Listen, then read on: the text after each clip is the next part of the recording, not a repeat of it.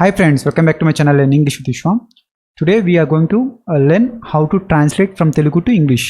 అంటే కొన్ని సెంటెన్స్ అనేది తెలుగులో ఉంది, అంటే ఫేక్ స్టోరీ ఇది. దాన్ని మనము ట్రాన్స్లేట్ చేద్దాము. ఒక స్టోరీ లాగా రాశాను, నాకు పాసిబిలిటీ ఉన్నంతవరకు నేను రాశాను.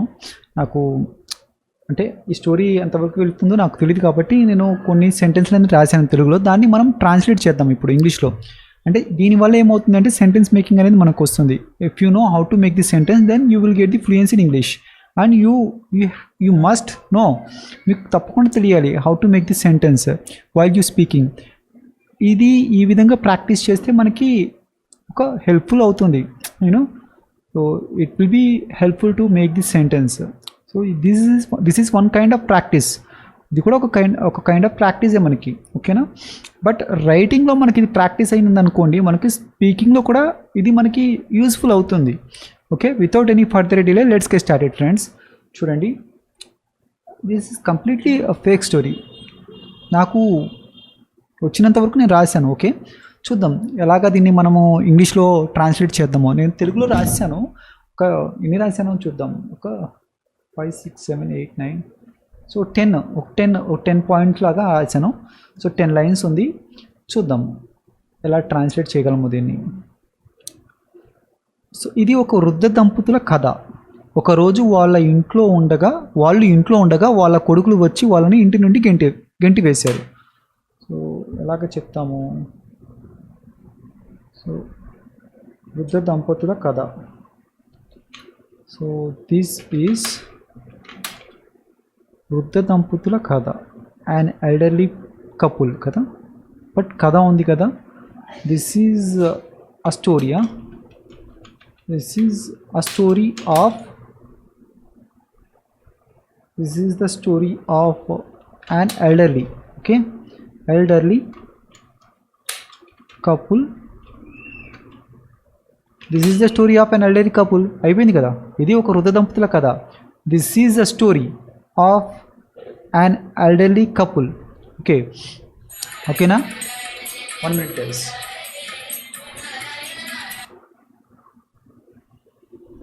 ఓకే, చూడండి guys, this is the story of an elderly couple. ఓకేనా. ఒకరోజు వాళ్ళు ఇంట్లో ఉండగా, సో వాళ్ళ కొడుకులు వచ్చి వాళ్ళని ఇంటి నుండి గింటి వేశారు. ఏం చెప్తాము. One day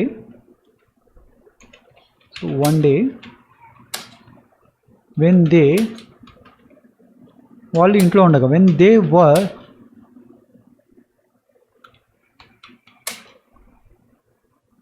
at their home, ఓకేనా, at their home.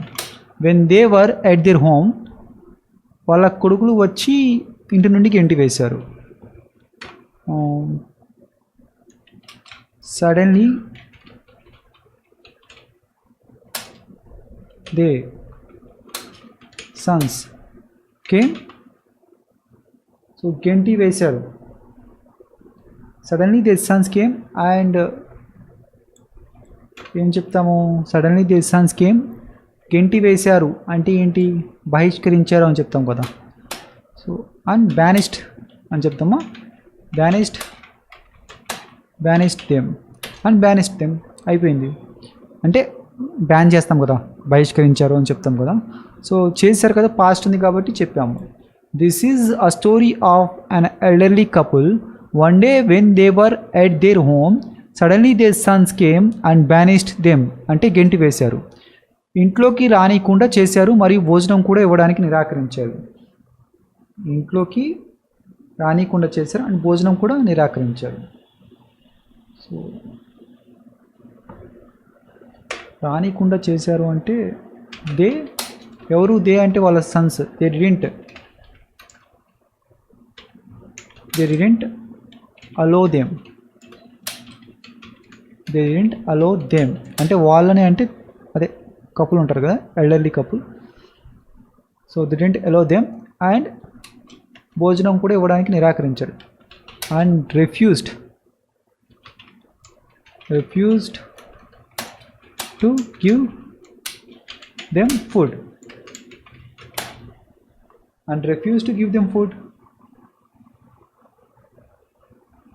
They didn't allow them, వాళ్ళు దేనికి ఇక్కడ రాలేదు, ఇంట్లోకి కదా, into their home, into their home. They didn't allow them into their home అంటే వాళ్ళ ఇంట్లోకి వాళ్ళు రానికుండా చేశారు. And refuse to give them food, వాళ్ళకి ఫుడ్ ఇవ్వకుండా చేశారు. ఓకేనా గైస్? సో వాళ్ళలో ఒకరు నడవలేరు అని తెలిసిన వాళ్ళ కొడుకులు అలా చేస్తున్నారు. వాళ్ళ బలహీనమైన మాట వాళ్ళని ఎదిరించలేకపోయింది. సో వాళ్ళలో ఒకరు నడవలేరని తెలిసినా కూడా వాళ్ళ కొడుకులు అలా చేస్తున్నారని కాదు, చేశారు అని అర్థం. ఓకే, వాళ్ళ బలహీనమైన మాట వాళ్ళని ఎదిరించలేకపోయింది అంటే ఏంటి? So despite the fact that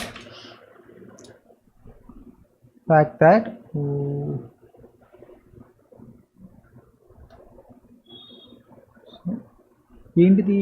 వాళ్ళలో ఒకరు అంటే ఏంటిది? ఏమొస్తుంది? సో వాళ్ళలో ఒకరు నడవలేరు అని తెలిసినా వాళ్ళ కొడుకులు అలా చేస్తున్నారు. Despite the fact that one member, ఓకేనా, one member of the elderly couple,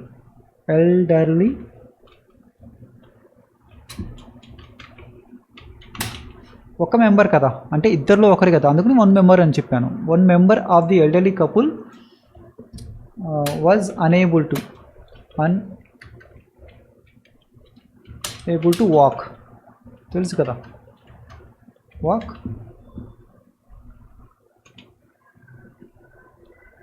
so నడవలేరని తెలిసినా కూడా ఏం చేశారు? దే సన్స్ చేశారు అలాగా. They Sons behave like that, ఆ విధంగా చేశారు, బిహేవ్ చేసుకున్నారు ఆ విధంగా. ఓకేనా, అంటే ప్రవర్తించారు, అలా చేశారు అని అర్థం వస్తుంది. ఓకేనా, బలహీనమైన మాట వాళ్ళని ఎదిరించలేకపోయింది. వాళ్ళ బలహీనమైన మాట వాళ్ళని ఎదిరించలేకపోయింది అంటే బలహీనమైన మాట అంటే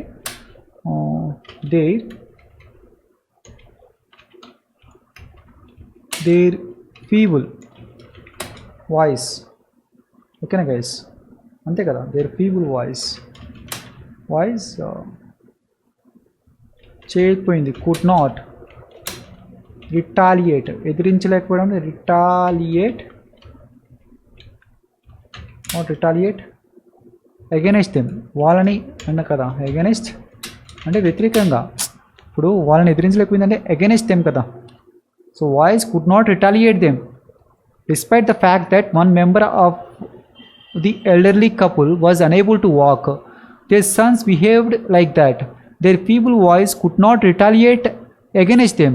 అంటే ఏంటి? వాళ్ళలో ఒకరు నడవలేరని తెలిసినా వాళ్ళ కొడుకులు అలా చేస్తున్నారు అంటే చేశారు. బలహీనమైన మాట వాళ్ళని ఎదిరించలేకపోయింది. ఓకేనా గైస్? వదిలివేసిన తల్లిదండ్రులు ఇప్పుడు రోడ్డు మీద ఉన్నారు, వాళ్ళ దగ్గర డబ్బులు లేవు. చూడండి గైస్, చూడండి, వదిలివేసిన అంటే అబాండాన్డ్ పేరెంట్స్ కదా. అబాండాన్డ్ పేరెంట్స్ అంటే అబాండాన్డ్ చిల్డ్రన్స్ అంటాం కదా. చూడండి, అబాండాన్డ్ చిల్డ్రన్ అంటాం, అబాండాన్డ్ పేరెంట్స్ అనే కదా. Abandoned parents are now on the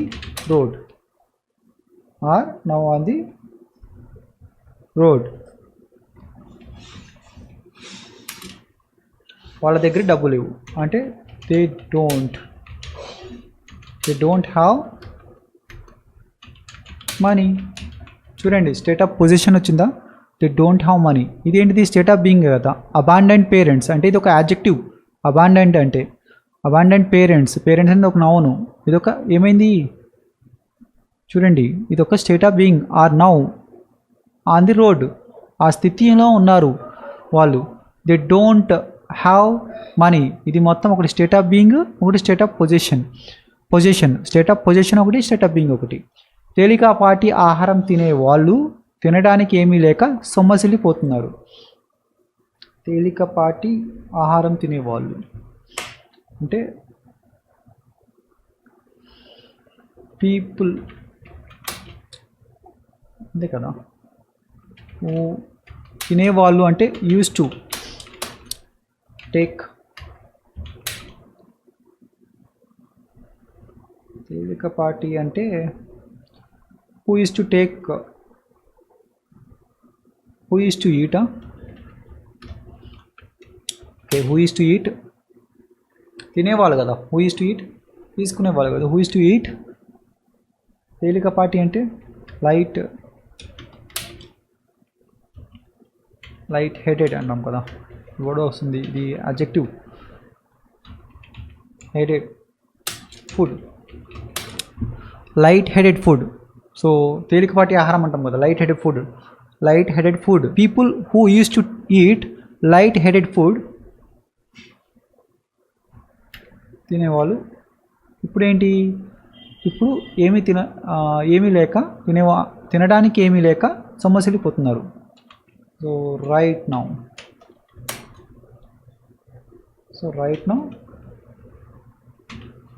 so right అనేది క్యాపిటల్ కావాలి రైట్ నౌ ఏమీ లేదు కదా they don't have anything to eat తినడానికి ఏమీ లేదు కదా they don't have anything to eat సొమ్మసిల్లిపోతున్నారు అంటే సో దే ఆర్ గెట్టింగ్ సొమ్మసిల్లడం అంటే ఫెయింటే కదా అంతే కదా దే ఆర్ గెటింగ్ ఫెయింట్ వాళ్ళు సొమ్మసిల్లు అంటే నీరసించిపోతున్నారు అంటాం కదా చూడండి people who use to eat light headed food అంటే right now they don't have anything to eat so they are getting faint so తేలికపాటి ఆహారం తినేవాళ్ళు తినడానికి ఏమీ లేక సొమ్మసిల్లిపోతున్నారు దీనికి అర్థం ఇది ఓకేనా వాళ్ళని చూసి రోడ్డు మీద వెళ్ళే వాళ్ళు డబ్బులు ఇవ్వడం మొదలుపెట్టారు అంటే అంతే కదా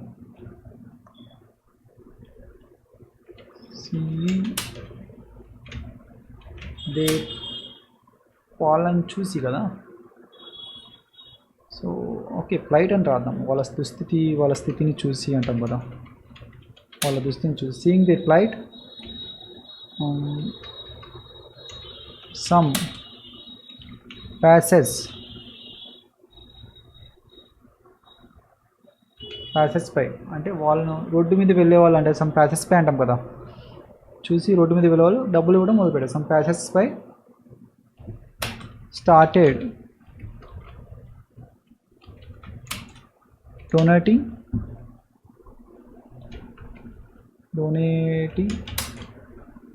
మనీ టు దెమ్ అంతే కదా మనీ డొనేట్ చేస్తారు కదా మనీ టు దెమ్ గివింగ్ అనడం కన్నా డొనేట్ చేయడం అనేది కరెక్ట్గా ఉంటుంది ఈ సందర్భంలో ఓకేనా కానీ వాళ్ళ ఆత్మాభిమానం ఉన్న వ్యక్తులు వాళ్ళు ఆ డబ్బులు తీసుకోవడానికి నిరాకరించారు వాళ్ళు సహాయం కోరడానికి సిద్ధంగా లేరు సో బట్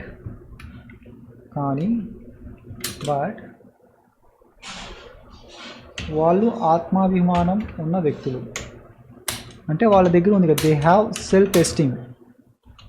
సెల్ఫ్ ఎస్టీమ్ అంటాం కదా అంటే ఆత్మగౌరవం ఆత్మాభిమానం they have self esteem so వాళ్ళు డబ్బులు తీసుకుని నిరాకరించారు దే రిఫ్యూజ్డ్ టు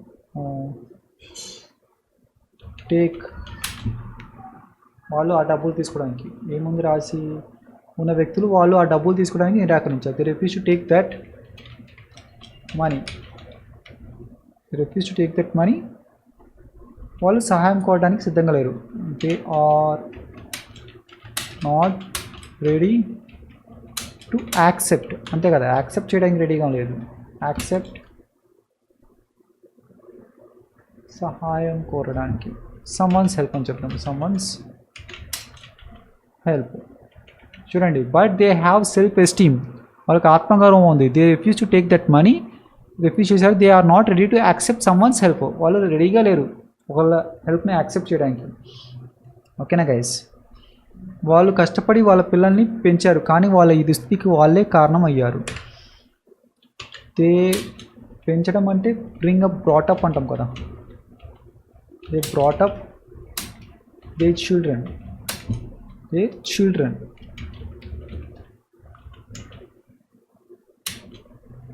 కష్టపడి పెంచారు అంటే ఇన్ సో మెనీ హర్డల్స్ అందామా, హర్డల్స్ అంటే చాలా కష్టాల్లో వాళ్ళని పెంచారు, కానీ వాళ్ళ ఈ దుస్థితికి వాళ్ళే కారణమయ్యారు. హౌవెవర్ దే బికేమ్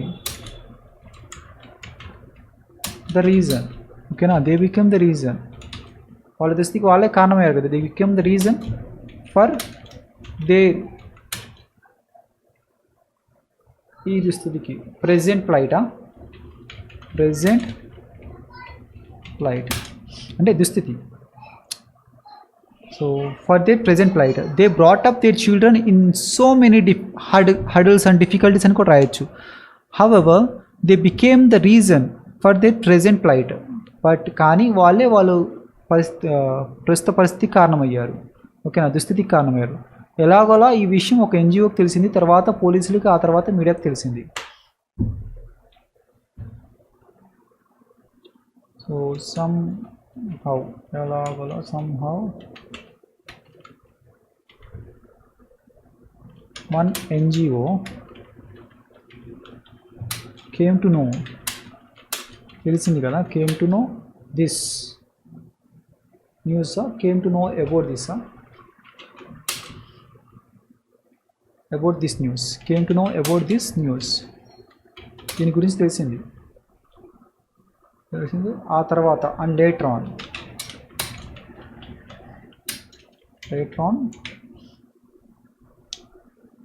ద పోలీసులకి తెలిసింది, పోలీసులు ఆ తర్వాత మీడియాకి తెలిసింది.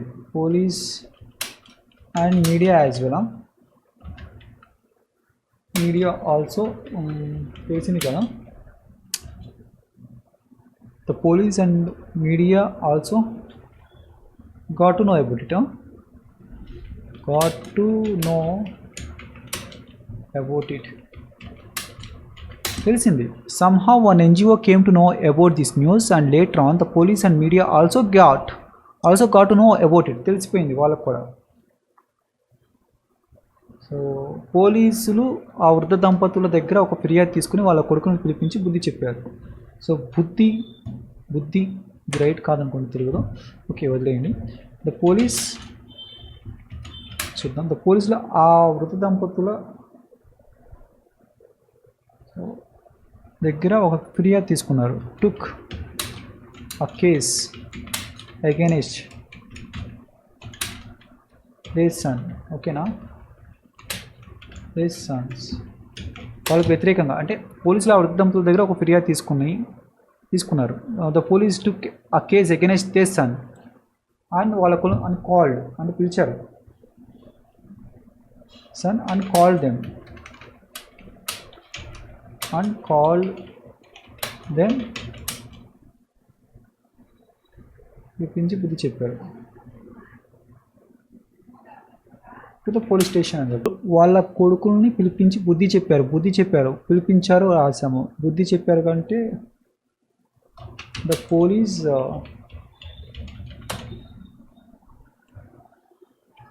వాళ్ళ కొడుకు బుద్ధి చెప్పారు. గేవ్ కౌన్సిలింగ్ అంటాం కదా, కౌన్సిలింగ్ టు దేర్ సన్స్.